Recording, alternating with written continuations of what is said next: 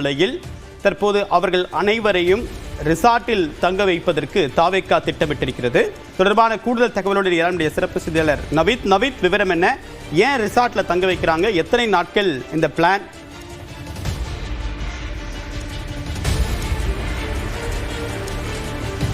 மாமல்லபுரம் பூஞ்சேரியில் உள்ள ரிசார்ட்டுக்கு வர அறிவுறுத்தப்பட்டிருக்கிறது. விவரங்களோடு நம்முடைய சிறப்பு செய்தியாளர் நவீத் விவரம் என்ன? எத்தனை நாட்களுக்கு ரூம் புக் பண்ணியிருக்காங்க? என்ன பிளான் தாவேகா கிட்ட?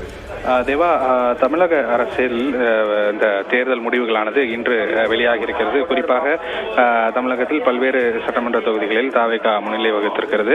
இந்த நிலையில் இன்று இந்த ஏற்கனவே கடந்த வேட்பாளர்கள் ஆலோசனை கூட்டத்தின் போதே விஜய் வெற்றி பெற்றவர்கள் என்னை பனையூரில் சந்திக்குமாறு அவர் அறிவுறுத்தியிருந்தார். இந்த நிலையில தான் இன்று இதுவரை தற்போது 80க்கும் மேற்பட்ட தாவேகா வேட்பாளர், அதாவது தொகுதிகளில் தாவேகாவினர் வென்றிருக்கிறார்கள். அந்த வேட்பாளர்கள் அனைவரும் இன்று மாலை யாரெல்லாம் வெற்றி பெற்றுகிறார்களோ அந்த வேட்பாளர்கள் எம்எல்ஏவாக பதவியேற்க இருக்கக்கூடிய வேட்பாளர்கள் அனைவரும் சென்னை மகாபலிபுரம் அருகே இருக்கக்கூடிய பூஞ்சேரி அருகே இந்த தனியார் ரெசார்ட் ஒன்று தாவேகா சார்பில் பிடிக்கப்பட்டிருக்கிறது. அந்த ரெசார்ட்டுக்கு அனைவரும் வர வேண்டும் என அறிவுறுத்தப்பட்டிருக்கிறார்கள்.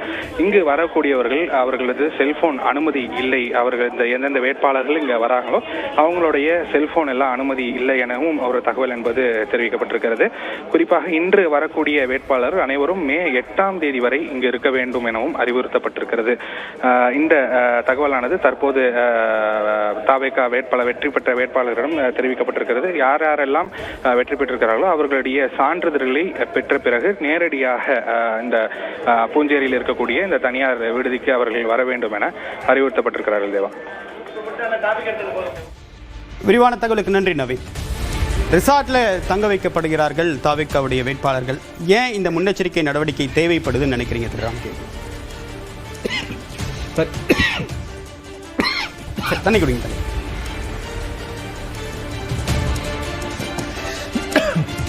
தமிழ்நாட்டுக்கு ரொம்பவே புதுசு.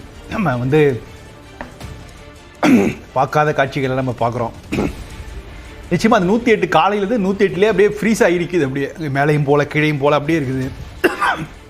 இது வரைக்கும் அது அப்போ 40% 50% வாக்குகள் எண்ணிட்டு இருந்தாங்க. அதுக்கப்புறம் இப்போ இவ்வளோ வாக்குகள் எண்ணப்பட்ட பிறகும் சீட்டில் பெரிய அளவுக்கு ஒரு புஷ் இல்லை. அதுதான் ரொம்ப ஆச்சரியமாக இருக்குது எனக்கு. அது ஏன் அந்த இடத்துல அப்படி நிற்குது அப்படிங்கிறது ரொம்ப ஆச்சரியமாக இருக்குது. நிச்சயமாக தாவேகாவுக்கு ஒரு தேவையான அந்த 110 இப்போ எண்ணிக்கை பார்க்கலாம். கிட்டத்தட்ட தாவேகா இப்போ 107 இடங்கள் அப்படின்ற எண்ணிக்கையில் இருக்காங்க. திமுகவை பொறுத்த வரைக்கும் 72 இடங்கள் அப்படின்றது இருக்கு. தாவேகோட எண்ணிக்கை 1 கூடியிருக்கு, 108. இன்று காலையிலிருந்து 111 அப்படின்ற ஒரு அதிகபட்ச எண்ணிக்கையை தாவேகா தொட்டது. அதற்கு பிறகு தொடர்ச்சியாக 1-2 இடங்கள் அப்படின்னு மாறிட்டே இருக்கு. தற்போது வரைக்கும் 108 இடங்கள் அப்படின்றது தான் ஒரு எண்ணிக்கையை ஒரு ஆவரேஜான நம்பராக மெயின்டைன் ஆகுது. இந்த சூழ்நிலையில் தாவேகாவுடைய வேட்பாளர்கள் அனைவரும், வெற்றி வேட்பாளர்கள் அனைவரும் பூஞ்சேரியில் இருக்கக்கூடிய ரெசார்ட்ல தங்க வைக்கப்படுவதற்கு திட்டமிட்டிருக்கிறது தாவேகாவுடைய தலைமை. 8ஆம் தேதி வரைக்கும் இந்த முடிவு என்பது எடுக்கப்பட்டிருக்கு. மிக முக்கியமான காரணம் என்னன்னா, 7ஆம் தேதி கடந்த முறை 2021 அப்போதைய அரசு பொறுப்பேற்றுக் கொண்டது. அப்போ முதலமைச்சராக மு க ஸ்டாலின் பொறுப்பேற்றுக் கொண்டார். ஸோ அப்படி பார்க்கும்போது 8ஆம் தேதி தான் ஒரு மிக முக்கியமான ஒரு தன்னுடைய பெரும்பான்மை நிரூபிப்பதற்கு தாவேகா தயாராகிட்டு இருக்கா. அதுதான் உங்களுடைய ஷெடியூலா அப்படின்றது ஒரு முக்கியமான கேள்வியா இருக்கு. 10ஆம் தேதி வரைக்கும் அவகாசம் இருக்கு அப்படின்றது நம்ம கவனிக்க வேண்டிய விஷயமா இருக்கு. ஆனா தனி பெரும்பான்மை இல்லாத நிலையில ரிசார்ட் அரசியல் மீண்டும் வருதா அப்படின்ற ஒரு கேள்வி எழுது. பெரும்பாலும் விஜய் தான் போட்டியிடுகிறார் என்ற ஒரு நம்பிக்கையின் அடிப்படையில் எல்லா இடங்கள்லையும் சமரசமே இல்லாமல் 35லேருந்து 38 விழுக்காடு வரைக்கும் வாக்கு என்பது தாவேகாவுக்கு கிடைச்சிருக்கு. ஆனால் தனி பெரும்பான்மை இல்லை என்பது தற்போது தாவேகாவுக்கு ஒரு சிக்கலை ஏற்படுத்தியிருக்கு. அதனால தான் முன்னெச்சரிக்கையாக தன்னுடைய வெற்றி வேட்பாளர்களை பாதுகாக்கக்கூடிய நோக்கத்தில் அவங்க ரிசார்ட்டுக்கு அவங்களை அழைத்து வருகிறது தாவேகாவுடைய தலைமை.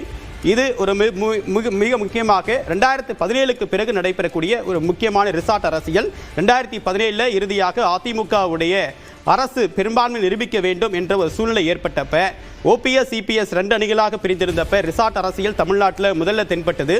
அதற்கு முன்னதாகவும் கிடையாது, இப்பவும் கிடையாது. அண்மையில் கர்நாடகாவில் தான் இந்த மாதிரி ரிசார்ட் அரசியல் அடிக்கடி ஏற்படும்.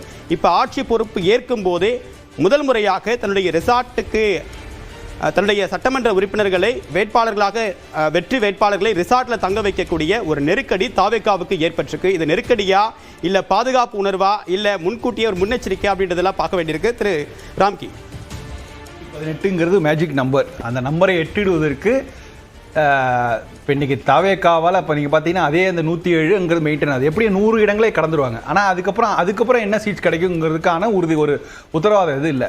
இன்றைக்கு மற்ற கட்சிகள், குறிப்பாக திமுகவோட கூட்டணி கட்சிகள், அதிமுக கூட்டணி கட்சிகள், அவங்க தான் ஒரு முடிவுக்கு வரணும். ஏன்னா இன்றைக்கி இவ்வளோ பெரிய ஆன்டி இன்கம்பன்சி ஃபேக்டர்லையும் திமுகவுடைய கூட்டணி கட்சிகள், குறிப்பாக விடுதலை சிறுத்தைகள், காங்கிரஸ், இடதுசாரிகள்லாம் தங்களுடைய அடையாளத்தை துறந்து விடாமல் இந்த ஆன்டி இன்கம்பன்சி ஃபேஸ் பண்ணி இந்த அளவுக்கு வந்திருக்காங்க. அதாவது அவங்களுக்கு கொடுக்கப்பட்ட இடங்கள் குறைவு, அதெல்லாம் தாண்டி 1 or 2 மெம்பர்ஸ் வந்தாலும் இந்த அளவுக்கு வெற்றி பெற்றிருக்காங்க. அப்படிங்கும்போது நேச்சுரலாக அவங்க ஐடியாலஜிக்கலாக விஜய் கட்சியோட அலையில் ஆகிறதுக்கு வாய்ப்புகள் நிறையாவே இருக்குது. ஸோ அந்த ஃபிகர்ஸ் அவர் 5 காங்கிரஸ் இன்றைக்கி அவங்க எங்களுக்கு ஆட்சியில் பங்கும் அதிகாரமும் எதுவுமே வேணாம், எங்களை நீங்கள் கூட்டணி சேர்த்துக்கிட்டா போதும் அப்படிங்கிற நிலைமையில தான் அவங்க இருப்பாங்க. ஏன்னா அவங்களுக்கு 2029 வெற்றி பெறுவதற்கு விஜயோட ஆதரவு தேவை. தமிழ்நாட்டில் மட்டும் இல்லை, இன்றைக்கி விஜய் ஒரு முக்கியமான தலைவராக பார்க்கப்படுவார். ஸோ விஜய் காங்கிரஸ் கூட்டணி சேர்ந்தால் அதோடைய தாக்கம் பாண்டிச்சேரியில் இருக்கும், கேரளாவில் இருக்கும். அதனால் காங்கிரஸ் விரும்பும், தாவேகா விரும்பினாலும் காங்கிரஸே விரும்புறதுக்கு வாய்ப்புகள் இருக்குது. ஸோ அதனால் காங்கிரஸ் தயாராக இருக்கும். அது போன்ற பாமக போன்ற கட்சிகளும் ஒருவேளை ஆதரவு கொடுத்தால் அந்த 118 நம்பரை நம்ம எளிதாக கடந்து விடலாம், அதுக்கு கிடைக்கும். பட் என்னென்னா இதை எப்படி சொல்லுவாங்கன்னா, உங்களுக்கு முதல் முறையாக திராவிட கட்சிகள் அல்லாத, இருபெரும் திராவிட கட்சி இல்லாத மற்ற கட்சிகள் அவங்க சப்போர்ட் பண்ணுது, நீங்கள் இன்னொரு காமராஜர் ஆட்சியை கொண்டு வரலாம் அப்படிங்கிற மாதிரிலாம் ஒரு தகவல்கள், செய்திகள் பரப்பப்படும். ஆனால் நம்ம தமிழ்நாட்டுக்கு நலனா அப்படிங்கிறத நம்ம பார்க்கணும். ஏன்னா இன்றைக்கி ஒரு 100 நம்பர்ஸ் நிற்கிறாருன்னா இன்னொரு வலுவான ஒரு கட்சி ஒரு ஆதரவை கொடுக்கும்போது, அது உள்ளிருந்து சப்போர்ட்டோ வெளியிலிருந்து சப்போர்ட்டோ ஏதோ ஒன்று அது கொடுக்கும்போது ஒரு நிலையான அரசை தமிழ்நாட்டில் உருவாக்க முடியும். மக்கள் கிளியராக வெற்றி கொடுத்துருக்காங்க. தாவேகா தான், விஜய் தான் முதல்வராக வரணும் என்று கிளியராக வெற்றி கொடுத்துருக்காங்க. ஆனால் அந்த அரசை திறம்பட நிர்வாகம் பண்ணுறதுக்கும் அதுக்கு யாரெல்லாம் டீமு எந்த மாதிரியான அதெல்லாம் பண்ணுறதுக்கு அது விஜய்க்கான முழு உரிமை. ஸோ விஜய் முதல்வராக வர வேண்டும் என்பது பெரும்பாலான மக்களுடைய ஒரு எதிர்பார்ப்பு. அதனால தான் வாக்களிச்சிருக்காங்க.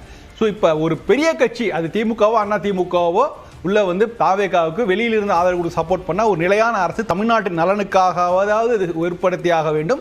அதற்கு விஜய் முன்வர வேண்டும் அப்படிங்கிறது தான் எதிர்பார்ப்பு இருக்குது. திமுக வருமா அப்படின்னா, திமுகவை எதிர்த்து தான் இந்த அரசியலே. திமுக ஆன்டி இன்கம்பன்சி ஃபேக்டர், திமுகவுக்கு எதிரான அலை தான் இந்த அளவுக்கு உச்சத்தை தொட்டிருக்குது. அதனால அதிமுகவுடைய ஆதரவை பெற்று தாவேகா ஒரு வேளை ஆட்சி அமைத்தால் அது ஒரு நிலையான அரசாக இருக்கும் அப்படிங்கிறது என்னுடைய எதிர்பார்ப்பு, கணிப்பு வேகமாக இருக்குது. ஆனால் அதே நேரத்தில் கூடுதலாக இந்த கட்சிகள் காங்கிரஸ், பாமக, விடுதலை சிறுத்தைகள், இடதுசாரிகள் அவங்களுடைய ஆதரவோடு அந்த நம்பர்ஸ் வச்சு கூட ஆட்சி அமைக்கலாம். அது ஸ்டேபிளாக இருக்குமாங்கிறது ஒரு கேள்விக்குறியாக இருக்குது. போட்டி திமுக வர்சஸ் தாவேகா தான் அப்படின்னு சொல்லி தேர்தல் களம் கண்ட விஜய், ஆனால் சட்டமன்றத்தில் 2 வலிமையான எதிர்க்கட்சிகளை சந்திக்க வேண்டியிருக்கு. ஒரு பக்கம் 73 எம்எல்ஏக்கள் கொண்ட திமுக சட்டமன்ற உறுப்பினர்கள், இன்னொரு பக்கம் 54 சட்டமன்ற உறுப்பினர்கள் கொண்ட அதிமுகவுடைய குழு. இந்த 2 வலிமையான எதிர்க்கட்சிகளோடு தற்போது தாவேகா தலைவர் விஜய் அப்படின்ட்டு சட்டமன்றத்தில் அடுத்ததாக ஆட்சி நடத்த வேண்டிய சூழல் ஏற்பட்டிருக்கு. தமிழ்நாடு சட்டமன்றம் வரக்கூடிய நாட்களில் பல சுவாரஸ்யமான காட்சிகளை பார்க்க முடியும் அப்படின்னு நம்புகிறோம்.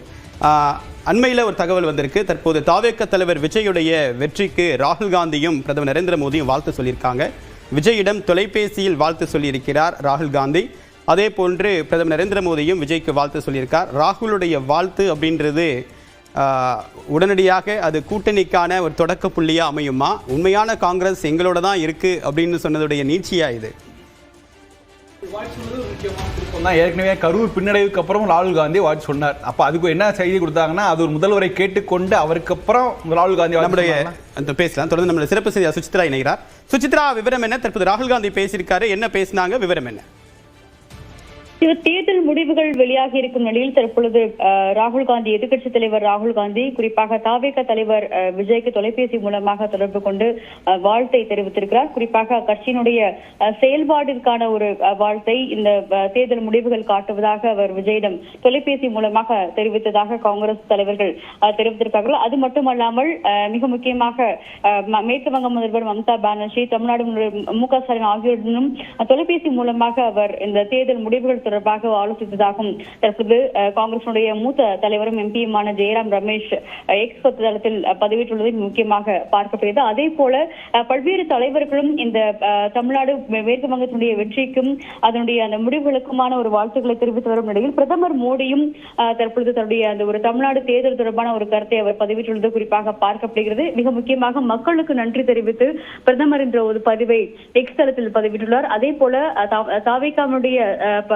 பங்காற்றிய அந்த ஒரு பணியினுடைய பற்றி அதை அப்ரிசியேட் செய்தும் அவர் அந்த பதிவில் கருத்தை பதிவிட்டுள்ளதை முக்கியமாக பார்த்து தொடர்ந்து மக்களுக்காக தேசிய ஜனநாயக கூட்டணி என்பது தொடர்ந்து பணியாற்றும் என்றும் மக்களுடைய பிரச்சனைகளை நிச்சயமாக தொடர்ந்து முன்னிறுத்துவோம் என்ற ஒரு கருத்தையும் பிரதமர் மோடியும் பதிவிட்டுள்ளது முக்கியமாக பார்க்கப்படுகிறது. உங்களுடைய விரிவான தகவலுக்கு நன்றி சுசித்ரா. அடுத்ததாக ஒரு சிறிய இடைவேளைக்கு பிறகு வாக்கு சதவீதம் எவ்வளவு கட்சிகள் எவ்வளவு வாக்குகளை பெற்றிருக்கார்கள் அப்படின்ற விவரத்தை பார்க்கலாம். ஒரு சிறிய இடைவேளை.